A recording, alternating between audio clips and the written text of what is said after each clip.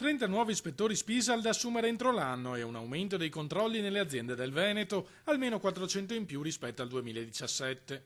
Sono le prime due misure immediatamente operative contenute nel piano strategico regionale per la sicurezza sul lavoro. Il piano è stato firmato in mattinata a Palazzo Balbi da Regione, sindacati, associazioni datoriali e tutte le istituzioni coinvolte. Tutti gli interlocutori del territorio hanno firmato questo accordo, che non è un documento di intenti ma è proprio operativo, misurabile, partendo dal fatto ad esempio che la Regione assumerà 30 nuovi controllori dello Spisal, che si farà formazione, che si metteranno in contatto i nostri controllori con i responsabili aziendali, che andremo nelle scuole in ogni ordine e grado a parlare di sicurezza nel lavoro. Abbiamo avuto 33 morti dall'inizio dell'anno, una media di una cinquantina di morti all'anno, e vogliamo abbandonare questo primato. In termini assoluti il numero degli incidenti sul lavoro in Veneto dal 2000 a oggi si è dimezzato, ma sono in aumento quelli mortali. La media è di 50 all'anno, con un trend preoccupante nel 2018. L'obiettivo, spiega il presidente veneto Luca Zaia, è portare questo numero a zero.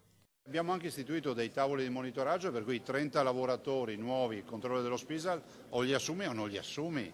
E poi abbiamo un dato misurabile che è quello del numero dei morti. Deve calare il numero dei morti, visto considerato che la media veneta è di una cinquantina di persone che perdono la vita ogni anno lavorando.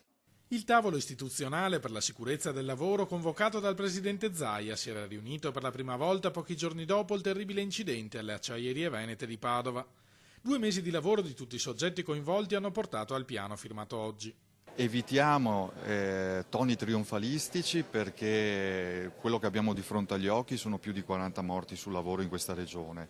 Questo è il primo miglio di un percorso lungo, tutto da fare, e oggi iniziamo nella direzione giusta. Il piano dà tutta la possibilità di investire in risorse umane, in formazione, in conoscenza e cultura sulla prevenzione a partire dalle scuole elementari, alle scuole medie, alle scuole superiori.